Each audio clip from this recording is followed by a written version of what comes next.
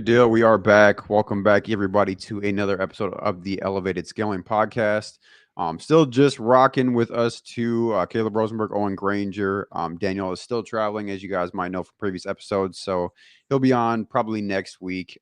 Just been traveling a little bit, so obviously with that, getting out the country, connection issues, and all that kind of good stuff. So we're just going to kind of jump right in. In previous episodes, you guys know, I guess if you guys are new here, elevated scaling, we talk about scaling your business, scaling your personal life, a lot of things about operations and some of the ugly sides of kind of what that entails. But kind of what we talked about last week was, the whole hiring process. The week before that, we really talked about kind of the overall aspect when it comes to, you know, growing your team, scaling your business with team members, things of that nature. So we figured today it'd be a great opportunity to talk about vision, which is what we kind of laid on about 2 weeks ago now, where we kind of briefly touched on how to lay out a vision for your organization, lay out a vision for your team, for yourself, for your business, all that good stuff. So we're just going to jump right in. Oh, and I know you have a lot of great takes on this too. We've had a lot of conversations when it comes to, how do you really create this picture clear vision for your team members, and then how do you translate that? So I guess when it comes to that starting point for guys who haven't taken the time to really sit down and dial out a vision for their organization, what would you kind of say is like that first stepping stone to achieving that? So I really think the first piece of it doesn't have anything to do with the business, really. It's what do you want your next 3, 5, 10 years, whatever your growth plan looks like. What do you want your personal life to look like? Like, we all become business owners, entrepreneurs for whatever reason. There's a myriad, whether you're just chasing money or you're good at a skill and you want to do it for yourself. At the end of the day, a lot of it comes down to freedom. And once you get into being a business owner, it can be difficult to step back, especially as a small business owner, because you're really not focused on future. It's a lot of day to day. What do I have to do to kind of keep the lights on, keep things moving, keep the machine oiled? So you really have to sit with yourself and figure out what it is for you personally. And now there might be a little backlash for saying this, but at the very start, when you're first starting to think about it, don't think about what your family wants or what your friends want. You can think about that stuff in a little bit, but at the very first start, think about everything that you want. What do you want out of the next X amount of time? If you want to be a, kick-ass business operator, great. If you want to coach the kids' soccer team, awesome. If you want to buy a second home in Florida, great. Whatever it is, figure it out. Because that's where your scaling plan has to start. Yeah. Because everything, and when I say everything is built with that goal in mind. Yeah. Or it should be if you're doing it correctly. So that's really the first step. And then obviously bring your family in, any close friends or associates or whatever, talk to them about it. It's like, does this make sense? Like, do you think this would be good for me, healthy for me, yada, yada, yada, whatever. But before you even think about business, it all has to be about personal, because every business owner wants more revenue. Everybody does. Nobody wants to add 20 hours onto their work week. And for a lot of guys, that's what it would look like. That's reality. And like, I'm guessing as a business owner, there's a relatively good chance you might be bitched at already for the amount of time that you spend on the business. It's like, you probably don't want to increase that. So the goal has to be whatever your dream is, whatever your vision is, everything is built so you can do that in a sustainable way. I so wish I could remember who termed or where I learned the term sustainable scaling, but that's what stuck out to me so much. And one of the reasons why we moved the podcast in this way, because like online, people don't talk about the failures of scaling that much, but also they don't tell you when they scaled super, super fast, and then 2 years later, they lost not only all of that revenue, but most of the revenue they were making before, because they didn't set up the framework. So the first piece of that framework is the vision. Like, that's why it's so important. And that's going to be a very personal thing for everyone. And whatever your vision isn't wrong.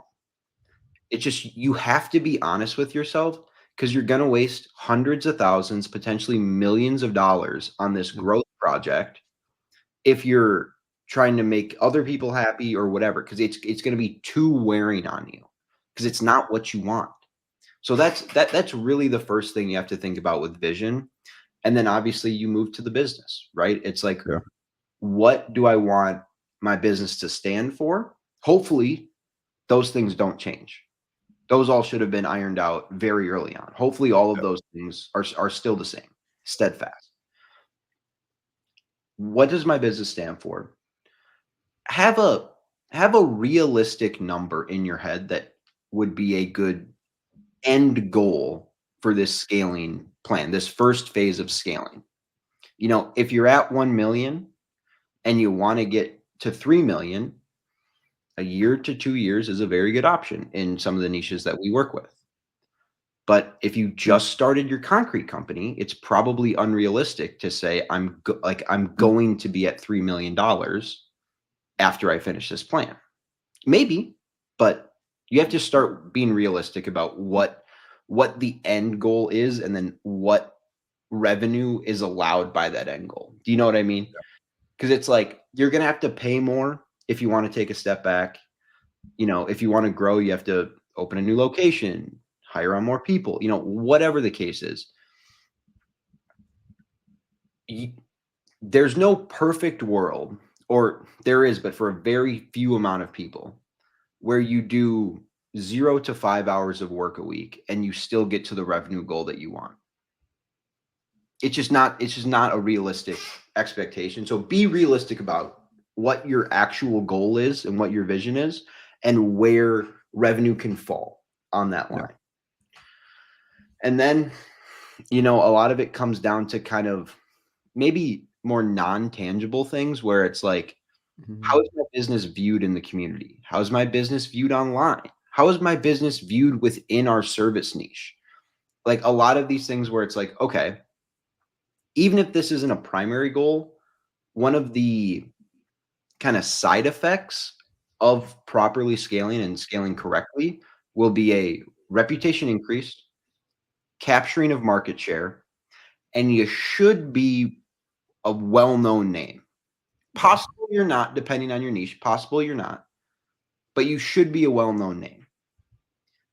So it's kind of a lot of these, like, there are some tangible things, some non-tangible, but it's a lot of emotions and what you want personally, before you can really get into like the nitty-gritty of how do we set this up, and what does it take to get there. And especially in this day and age, people want things so fast, and it's like,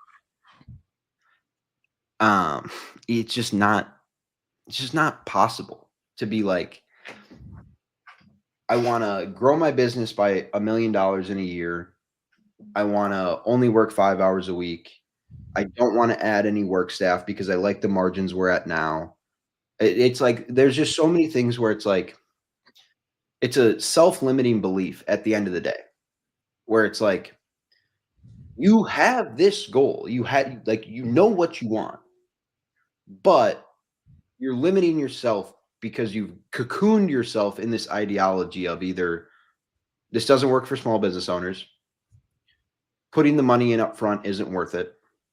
All these myriad of excuses and tropes that are thrown at us constantly, where it's like, I don't come in and tell you how to lay concrete. You want to know why? Because I haven't laid concrete. Yeah. If you've never scaled, and don't try to tell me you've scaled if you've gone into a first Monday of the month, maybe let's say first Monday of January or whatever, and you've been like, hey guys, we got to grow the business this year. That's not scaling. That's you hoping and praying and throwing a 60-yard touchdown or hoping to throw a 60-yard touchdown pass with a second left on the clock. Yeah. Like, so there's a lot of things like people will look at the end product of whether it's a competitor or a massive, conglomerate. Let's say it's like, Yeah. that doesn't happen by accident. Like there's a plan, the plan's invested in, and the plan is executed. Yeah. Yes, it's a risk, but it's calculated. That's the primary message we're trying to get across with this podcast is yes, scaling is an investment. You might not make like, I don't know, let's say you make 12 grand a month as like a concrete contractor. You might make 7. Would you rather make 7 for 6 to 12 months and then 35 at the end of it, or just stay at 12? Swear. So, I mean, that's kind of like the first things that I think about. Like it gets me riled up just based on the conversations we've had with people about wanting to grow their business. Because we ask a question of, do you want to grow your business? I don't know if anybody's answered no. But then they tell me Facebook ads don't work. Facebook ads don't work? What? You only rely on referrals? Yeah. So it's like there's a huge, huge disconnect, especially with small business owners, because most small business owners did not go get an MBA. And I'm not saying you need an MBA, not at all. Yeah. But they have direct business education, which is, granted, I'm not saying you can't run a great small business and, never go to college. Caleb's done it. So that's why I'm not saying it. One of my best friends has done it, himself. But it's like, it's a different mindset of what you have to go into it to, because just because you're great at this doesn't mean you're great at scaling. It's a great point. And I like how you first started with the personal aspect, because when it comes to your vision or laying out, to your point, what you want out of your life to lead into your business, the biggest thing that I've seen time and time and time again is kind of two sides to that coin. One, it's the same concept of having the right partner or partners, but one in the business relations sense and then one in the romantic sense. So in the business sense, you and your partners have to have the same clear-cut vision without a absolute Great doubt. point. This is where we are going. This is the end goal. Again, you don't have to agree on, you're not going to agree on how to get there. There's no way. There's going to be different times. Things change, plans change. Obviously, Owen might have an idea that's different than mine, or we might have a difference of opinions, or Daniel and I, or Daniel and Owen. It doesn't really matter. What matters is we know where we're going and we have absolutely no questions about it. We are all on the same page. That's one of the biggest things that's happened to me personally in the past, not just in my businesses in recent years, but just even prior to that, with just other people coming to me with these ideas or these opportunities. And it's like, okay, I understand, but like you and I don't think the same as far as where we're trying to go or where we're trying to take this to. And that fundamental misunderstanding is just not going to work. And then same thing on the romantic sense too. Not to say that, and I think guys kind of have this misconception. I have a lot of friends who have started businesses and they're like, oh, my partner, my wife, for example, could be your husband, doesn't really matter, but I'm just telling you guys from what I've experienced. Like, hey, my wife just doesn't get it.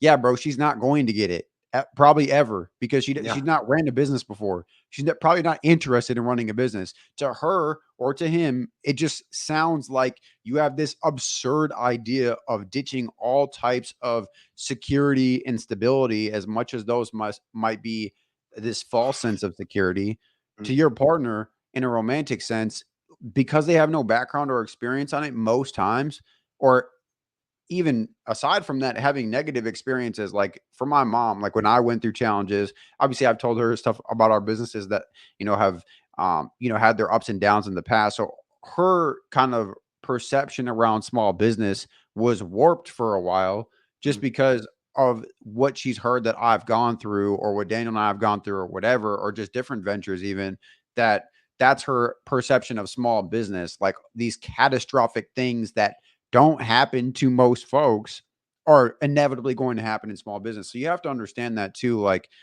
You in the romantic sense, not as much on the business sense. On the business sense, you guys got to have the same vision. You have to Yeah. be going to the same place. But on the romantic sense, your partner just has to understand or believe enough in you that you can make something happen or that you're going to give it your all, whatever the case might be. Mm, That's different than them seeing the vision. Because again, I want to make this very clear to you guys. Your partner, I would say probably 9 times out of 10, is probably not going to see the vision, partly because you probably can't explain it clearly enough, but mostly because again, they don't have that background, they don't have that experience, they don't have probably that desire to start a concrete business, a cleaning business, a pest control business, whatever the case might be.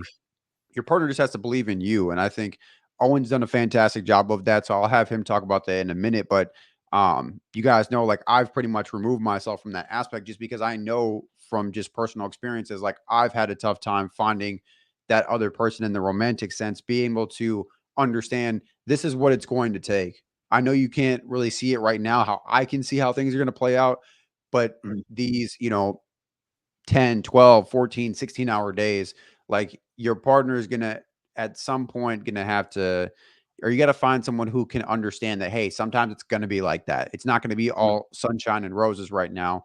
But I kind of want to ask you, because you and Daniel have done a great job of that, of finding individuals that mesh well in that aspect. Again, not necessarily that they're business owners or they mm. have a desire to be a business owner. So if you had to, like, point to, I guess, a guy who's like, hey, my wife, or a gal that's like, hey, my husband, he just doesn't get it. Like, Mm. he doesn't understand I got to work a lot. He doesn't like, what would you tell these folks of how to handle these situations? It's hard. Like, I'm not gonna lie to you. There's times it can be hard. And like it's put stress on our relationship. I found a great person, and it's like you said something pretty poignant, which is kind of the crux of the matter. It's like they're most likely not going to understand, but a bare minimum requirement is that they have to believe in you wholeheartedly, basically. Like, that's just kind of like an end stop, done, right? Like, I moved down to Texas basically a year ago now, almost like exactly a year actually. But I quit my job, like my corporate 40-hour job, end of March, I believe. Yeah, somewhere March around there. 26th, I believe, was my last day. And like, we didn't have a client with momentum shift yet. And like, I had some stuff saved up. I got like PTO cashed out. But it's like, I didn't have someone being like, this is stupid. This is a huge risk. This is super dumb, like, in my ear. Cause like, at the end of the day, like, we don't have kids. Like, we don't own a house. Like, this is an apartment. Yep. And so it's like, it may seem crazy to some guys that are, married with children, but if shit hits the fan in the worst way possible, I know 99% of you guys are like, can figure it out, basically. Yeah. And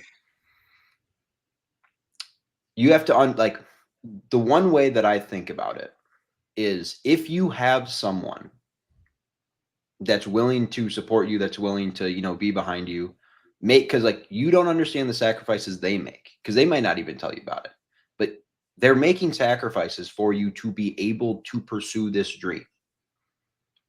So it's like, one, you have to go in with the understanding of that. So even if they don't understand the vision, if they support you, that's okay. If they're curious, do your best to explain, obviously, Yeah. but they don't necessarily have to understand what the end goal is, as long as they support you completely. So that's a big thing. The flip side of that is, if you have someone that does that, they deserve you to work as hard as you can and plan it out the best as possible. Like, that's Fair kind point. of like, kind of another thing I hang my hat on, where it's like, if you found someone that allows you to do that, then go do it. Don't bitch and complain, basically. Um, but that's going to be a big thing.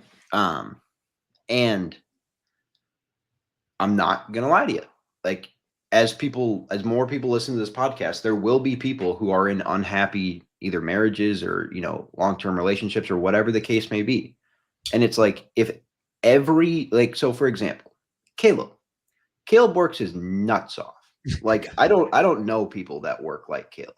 Like so like that takes a particular type of person to see where you can go and also want to be there along the journey, because like that's what I found, and it took me a while to find that too. It's not like that's a easy thing to come across, but if you want to work like Caleb does every single day, you have to understand that it takes a particular type of partner to accept that and support that. There's a Because fast expiration date. yeah, and so it's like, understand what you're asking of them. You're not Yeah. asking them to go to the grocery store. Like, you're asking them to suffer in one way or another for an undetermined period of time.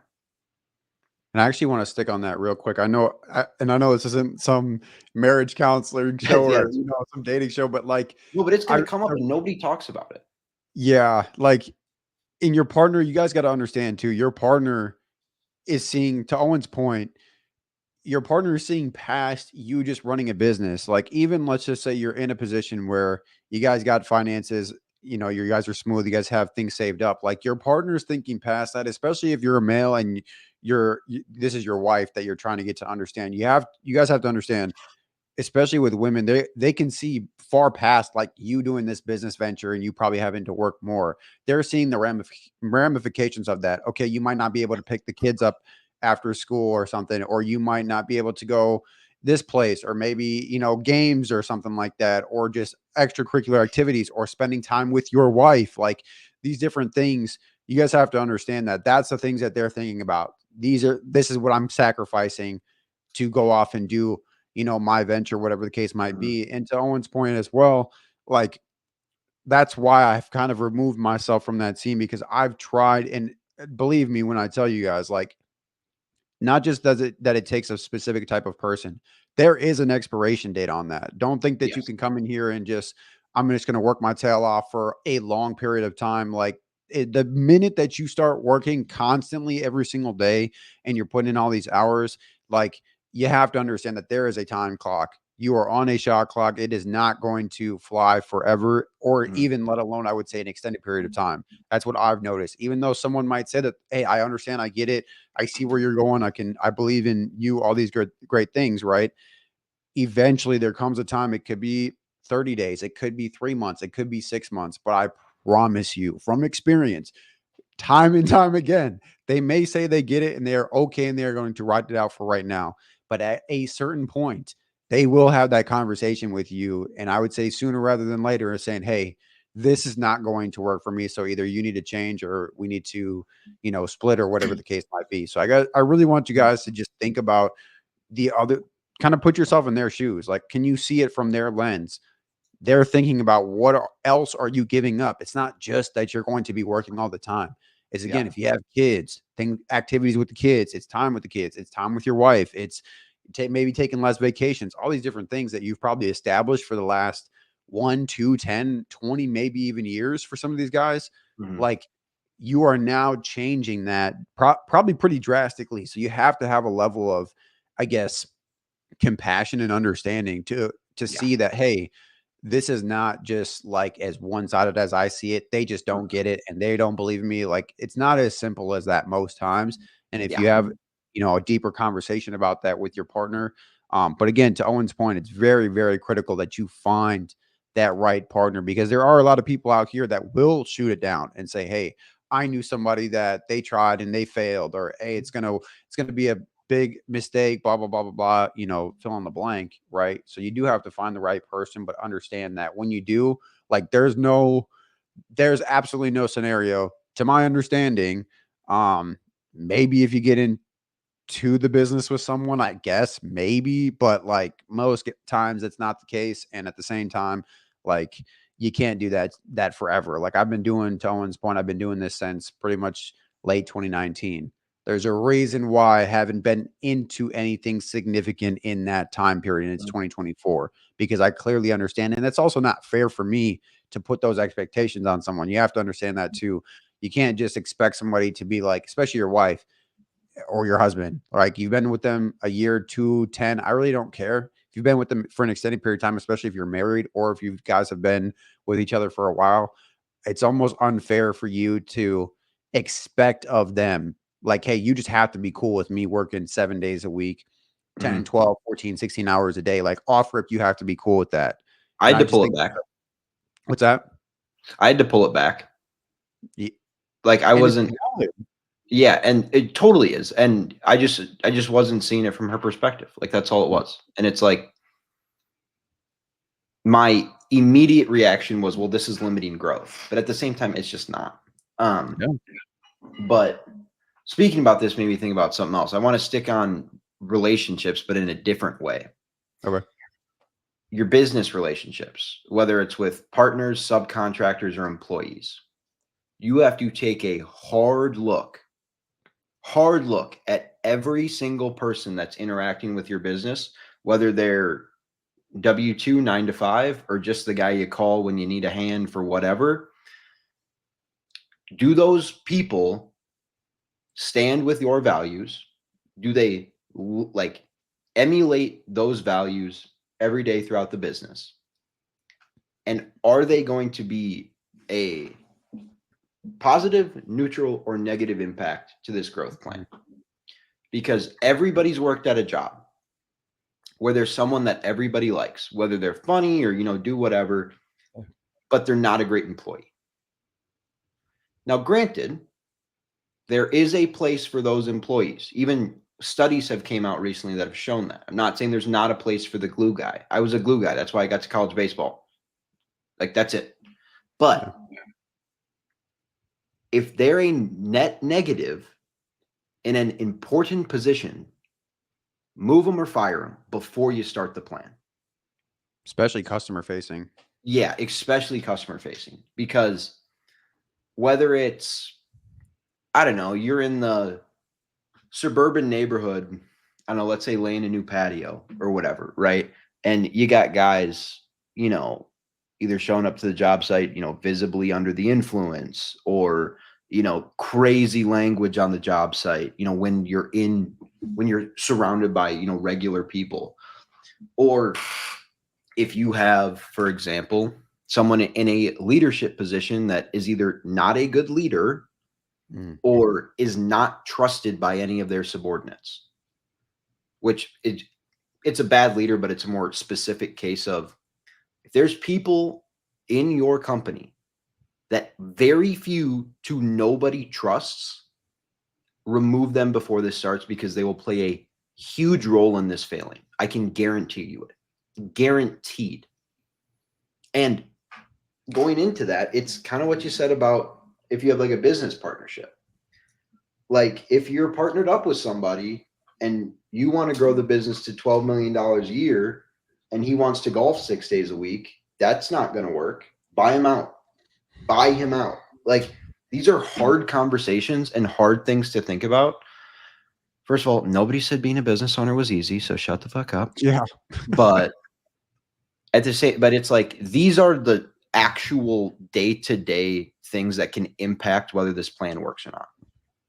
And it goes back to what we talked about last week on the hiring episode, right people in the right spots. Like you can love a guy, but if you're constantly having to make excuses for him and you're his boss, I've heard that too. And it's like, really? Yeah. And so that's kind of the next step. Once you figure out what the vision is, once you have a very solid idea, you have to look at the people around you, right? Yeah. Whether that's friends and family, personally or professionally, looking at the people, whether they're your employees, people you partner with, companies you partner with, whatever the case is, if they have any interaction with your business. It's perfect point. It's one of the reasons U-Haul fell off so hard in terms of brand reputation, because they opened up third-party sites where you could pick up and drop off a vehicle. It's gone terribly. There's very few positive experiences with these third-party things. But guess what? They carry the U-Haul brand. So guess who gets hurt? U-Haul. Yeah. And now, granted, I'm not saying U-Haul is going to fail because of it. Yeah. But If you're a small business, do you have the runway that U-Haul has? Probably not. I can tell No. you probably don't. So it's like, it might suck, but it's the whole rip the Band-Aid off instead of taking it off slowly. Like, it's better for everybody across the board. And also, you gain a ton of trust with your employees when you do that. Because they all know. All of those people know who sucks at their jobs, who's okay, and who's good. Every single person knows. And even if you don't have that much day-to-day, interaction with your employees, if they see that you also know that and take action, they now trust you more. Yeah. But if you don't take action, on the flip side, that's when everybody starts buying out. Like, they might love the values of the company, they might love who you are as a person, but if their day-to-day experience sucks because people that you've hired and kept in the business, they're going to leave. Yeah. And so, and it, like, maybe that wasn't the case 30 years ago, where it was the idea of, this is a job. I show up. I don't have to love it. I don't even necessarily have to enjoy it if it pays me enough. So that's where it was a little bit more time punching. But nowadays, and some of the older owners, you might push back on this, but I'm telling you it's the case. Wait till these kids start taking jobs. Wait till it happens.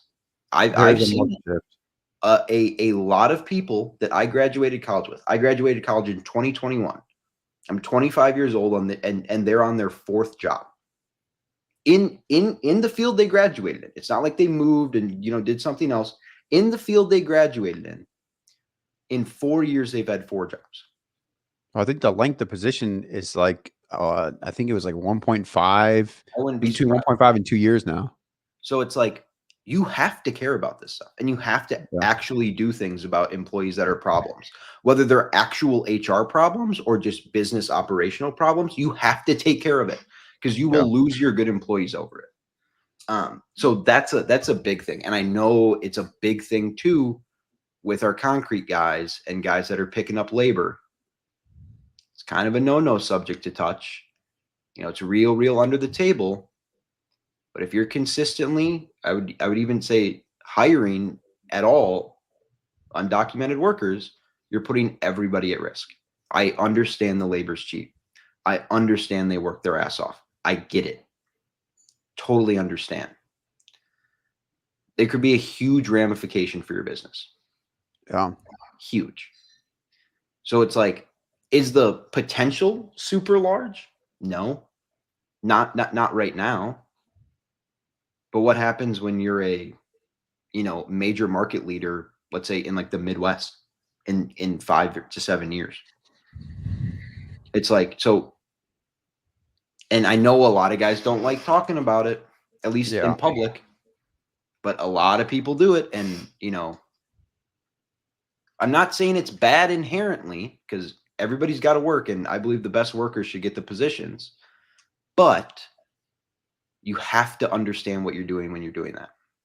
Liability, exposure. I mean, So many things. So many things now come into play that could completely torpedo you.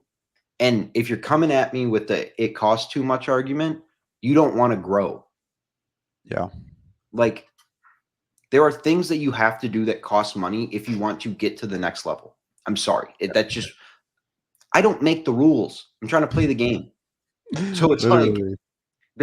there's no perfect situation where you can hire, only undocumented workers. And then once you grow to this massive company, you cut all those guys and put in hiring processes and do all this stuff. And it's like, you don't just make that shift overnight. Yeah. So there's things specifically about the niches that we work with that are a little bit different, where it's like I had I guess, former uncle. He married my mom's sister. Now they're not married. But he was personally fined as a manager of a large hotel chain, a manager of one hotel, not of in corporate. He was fined himself for hiring undocumented employees. Now, granted, that's probably a state by state thing, but still, you have to understand like what's coming down on you. So kind of rounding off the whole relationship aspect. And then when it comes to vision specifically, and it's tough for me to only focus on that because, we have these conversations about the whole process very consistently. But I think people really underestimate how important it is to be able to verbalize it. You mentioned that earlier when we were talking about, talking with your partner about these goals and stuff. If you can't verbalize where you want to take the ship, nobody's getting on. And the people that are on are jumping off. Yeah. Because it shows you don't know what you're talking about. So it's like if you go into a meeting with your employees and you're like, hey guys, I came up with this great idea. We're going to scale to $2 million a year. We're at $1 million now. I want to grow $1 million in 12 months. No one's going to be like, sweet boss, let's just flip the switch. The first question is, all right, what's the plan? Yeah. And if the first thing out of your mouth is, you're screwed, dude. Like, you have to be able to verbalize these things. Yeah. And I get it. It's tough. It's been tough for me. But guess where that comes from? Actually sitting down and thinking about it. Yeah. And like I do like a ton of writing. Have for the past like 4 or 5 years. I write a ton. And that's where I do a lot of my thinking in terms of that stuff, where it's just there's just too much information to keep in your head and you want it just on a piece of paper to look at. That's how I go through it. Find your process though, because you have large decisions that will be coming down the pipe, which we'll talk about in like later episodes. But figure out what your critical thinking process is to really dial it out. But at the same time, you better be able to verbalize it to your employees.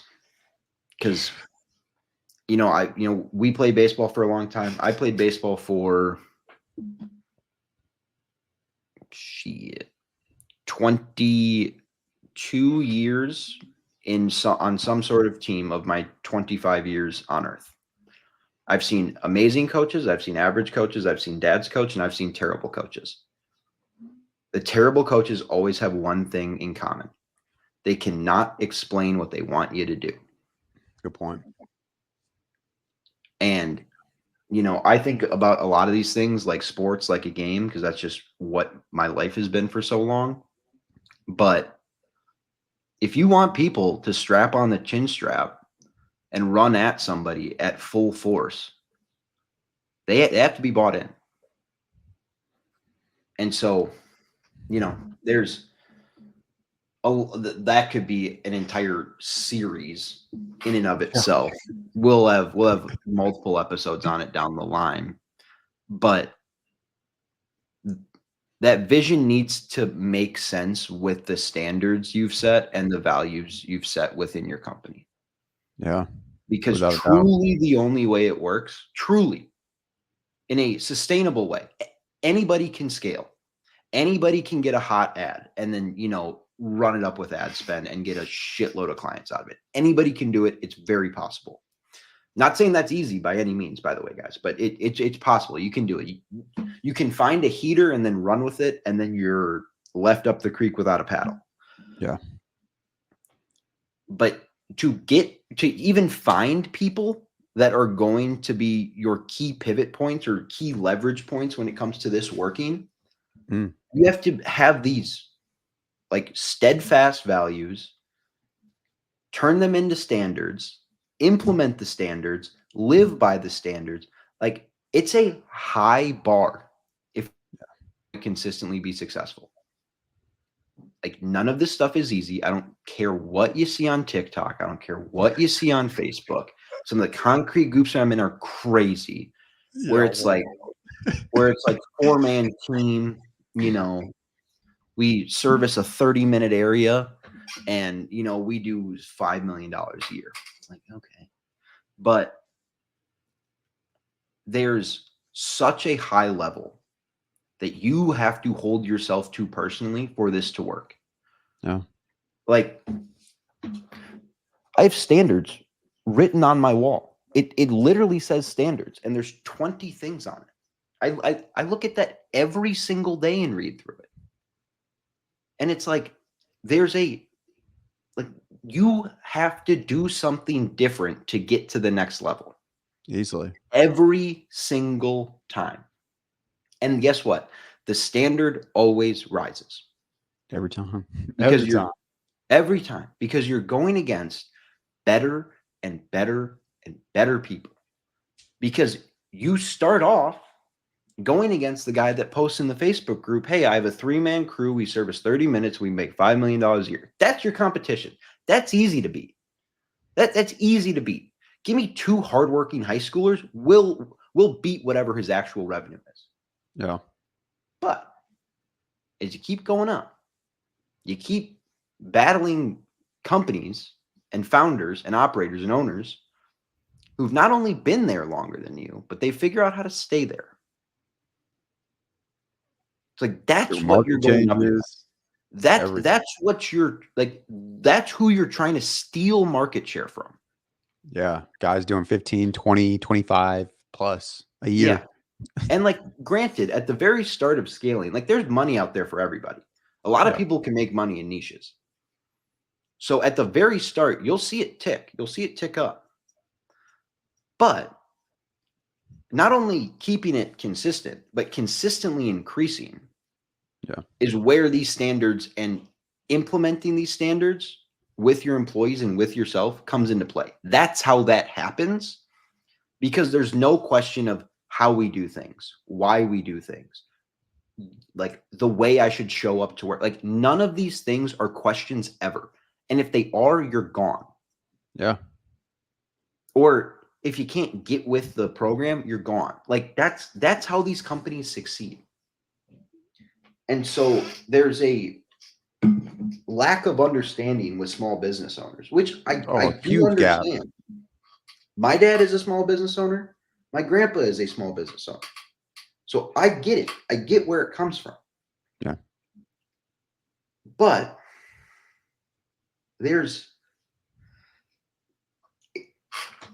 you don't just get to walk down the street when it comes to this stuff. You really don't. And all the excuses of, oh, it's so tough for small business owners, I don't have the money for it. No, you don't have the mindset for it. Yeah. That's why First you and are where foremost. you are. And now, of course, things happen. Caleb got sick, for example, and that was something completely unexpected and completely trashed their revenue, because what they were doing was so hands-on and they needed high-level players from their team out in the field every day, and that just wasn't possible with what he had going on. Shit like that in life happens. That's not what I'm talking about when it comes to mindset. What I'm talking about when it comes to mindset is the self-limiting belief of, oh, all of these things aren't possible for small business owners. And it's like, one, we're telling you it is. And 2, we're walking you through how to, like, right now we're at the start of how do you go through this process. And a lot of people, especially older guys in our niche, like the same thing when it comes to like culture or, all of this stuff. They think the vision is either hippie or, whatever. I would have said a different word a couple of years ago, but and it's like, one, it's not, because it's actually important and affects how much money you make. And I'd be able to walk into your business right now.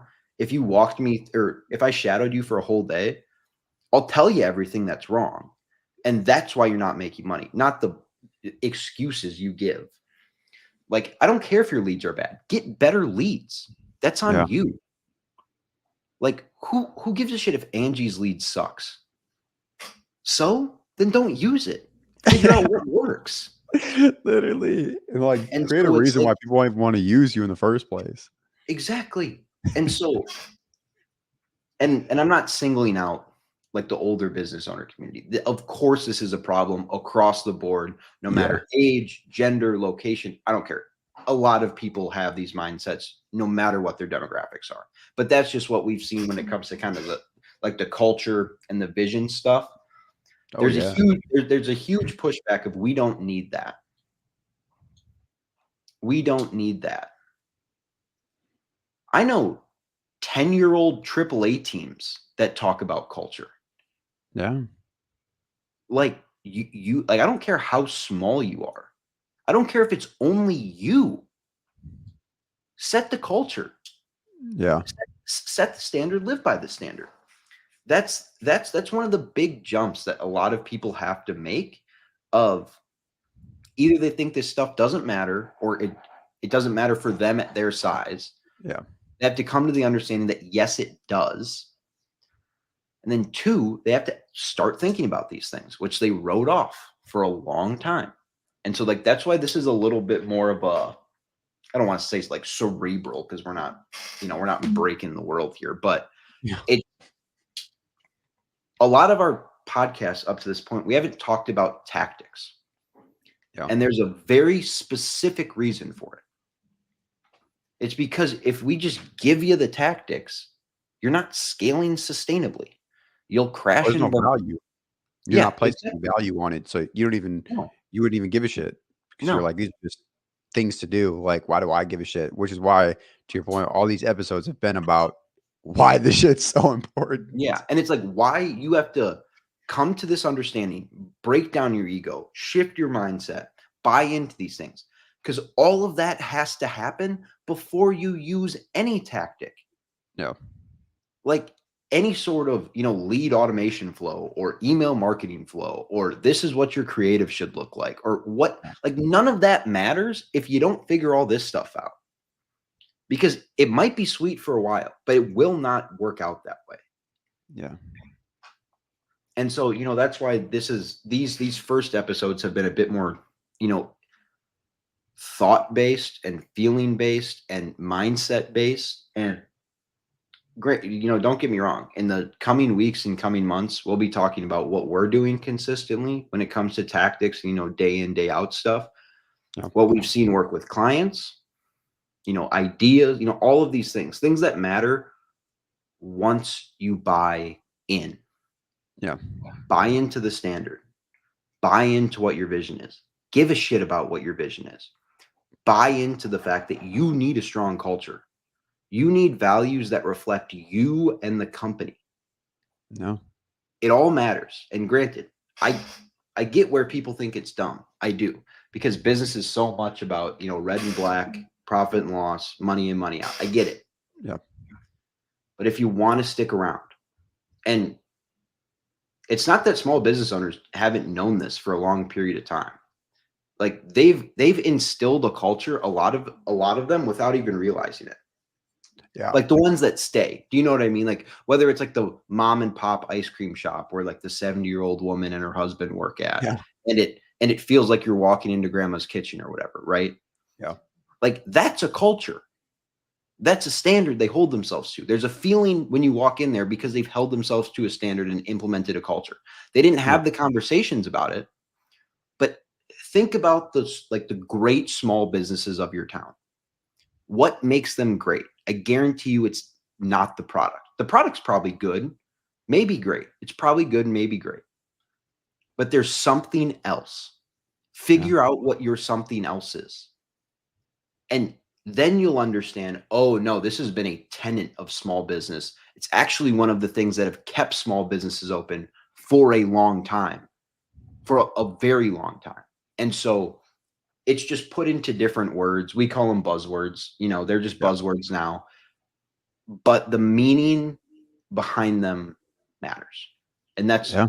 like the past, I don't know how many episodes we've recorded, 3 or 4, but Yeah. Something like like that. like the past weeks, that's all that's been about.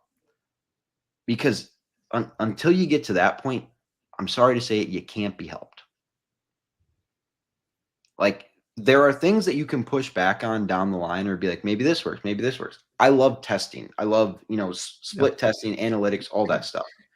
This isn't something you test, because guess what? You're going to waste a lot of money, and you're probably going to be in a hole for 1 to 3 years trying to get back to the place you were at when you first tried to start scaling.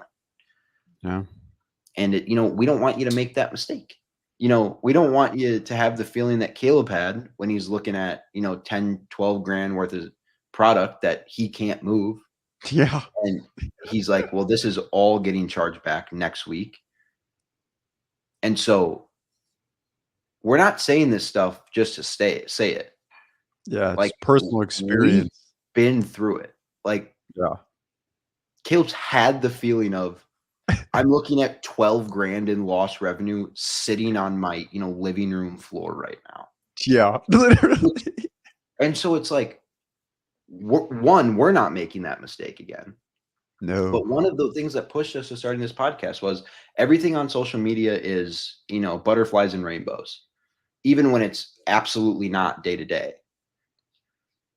And so there's this newfound idea that, 10K a month is easy, 20K a month is easy, 30K a month is like expected, or like whatever the number is, or like whatever the success level is. There's so, and why? Because it gets plays, it gets interactions. I understand why people do it. But at the same time, you're never learning from anything there. That's just like showing you the new car and being like, hey, this Yeah. car looks great, right? Like, doesn't the engine's probably good too, right? You don't want to look at it. Where Yeah. it's like it it's not an accurate representation of what is actually happening. And it's Oh, yeah. changed people's mindsets about what it takes to get there. Probably make a whole episode on actually, Yeah. next week we'll probably do one for you guys, honestly, about just social media alone, because I've ranted to Owen and Daniel plenty of times about Mhm. how much that shit pisses me off. It's Yeah. great for educational purposes to learn things and get very specific content on certain things, but yeah, I mean, the things that, again, what the people that we listen to, like these higher level folks who, these are guys who have 8 9 figure businesses, who have sold for their businesses for hundreds of millions of dollars, or guys who are doing, multiple 7 figures a month. Like, these are the guys who we're looking at and learning from, and these are the guys who are telling about these things, about vision, about scaling operations, processes, systems, whatever the case might be. But it's not getting trickled down to, the small business owners. Like Owen mentioned this previously too.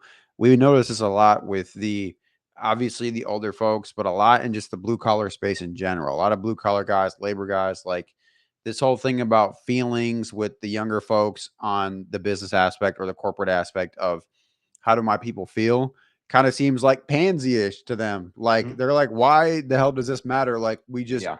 do good work. And you guys have to understand that we are moving into a time period now where some of the most successful organizations, besides corporate, but even corporate, like, while they were coming up, like, you got to understand, a lot of these origin stories, they have a clear cut vision, not just for the company, obviously, like we touched on earlier, how Owen said, having a personal vision, then leading into your company vision. Where is your company going? What is the overall objective? And then giving visions for your employees. We kind of touched on that last week, where it was giving people that purpose. How do they fit into this vision? That's something that I've noticed from some of the most successful home service businesses I've seen, is Mhm. everyone is so bought in. It's almost sickening if you're not bought in. Like, that's the nice part too. You have to understand, and Owen mentioned this, as far as like having a cancer in your organization. When you really lock down this vision, not only is it going to be clear as day who is not bought in, because when you put in the work to create that vision, and you as a company, you have your company meeting, you're saying, hey, we did 5 million last year. Here's what we're gonna, this is our goal. It's lofty. We're, instead of, 5, we're going to 8.3 this year. This is, I know it's lofty. These are how we're gonna break it down per quarter, blah, blah, blah.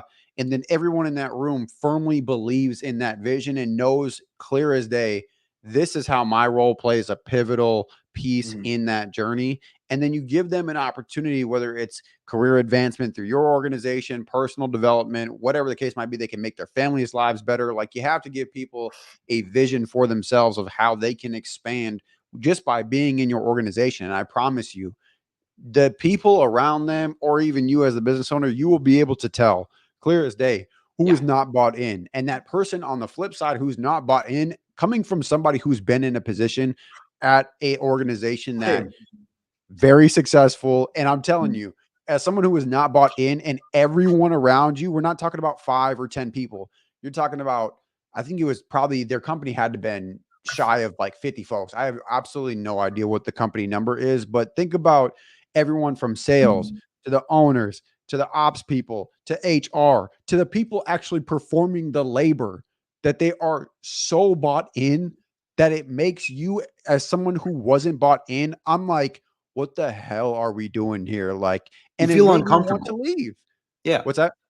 You feel uncomfortable in that situation. Yeah, uncomfortable, unwelcome. You're out of place. You don't fit, Yeah. and you're going to self-select yourself to leave that organization, which I Right. did fairly early on. But that's one thing about creating that vision and getting your people to firmly buy in. It's not even like you have to go seeking and checking in on people, like making sure they continuously believe in the vision. Like you're going to have Mhm. cloudy times when you don't believe in the vision as much as you did when you first created it, or at different Right. times. Same with your people. But know that when you finally bring in somebody who put on a good face. Obviously, we all get fooled at times. People are great at, just faking it till you make it or whatever for, getting a job or whatever the case might be. Yes, they might get into your organization, but they will not last. Whether it's the people around them or you're noticing or a mix of both, or they're just self-selecting to Mhm. remove themselves because again, like Owen said, I don't fit here. I don't feel comfortable. This like I'm not with whatever the hell is going on here because to them it sounds ludicrous, but everyone around them is bought in. So that's the power of getting your people to buy into a clear-cut vision from the jump, from the first day. Like that's one of the main things that we go over with our people that we bring on in the first week. Hey, this is where we're trying to take this business, but aside from that, this is what we see for the role that you're in right now, how that role is going to expand. This is how, based off of your initial skills, if these other areas interest you, this is how we see you potentially growing into either this area or this area of the business. And once we do this, just these different things, like Owen mentioned, being able to clearly explain to them, like, we don't want to just be doing, multiple seven, multiple eight, whatever the case might, whatever the number is, right? It doesn't really matter what your number is, but being able to clearly explain to people, this is what the vision is. These are some of the items that I see for you, Mary, for you, Joe, for you, Bob, whatever the case might be. Showing, really explaining that to them and showing them that they're going to be able to really see, like, I can play a pivotal role in this organization and I actually have something to chase. Because again, we've talked about this Mhm. before, you will not be able to compete on price alone.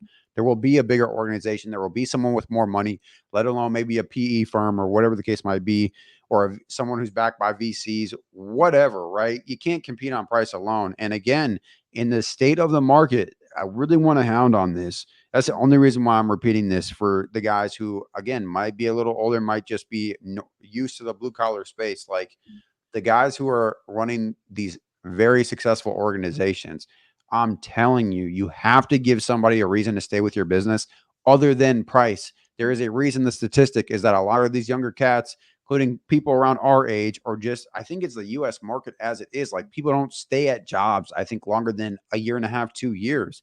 So you have to give people a reason to stay. Why does someone want to stay if you're just paying their bills? That doesn't make any sense.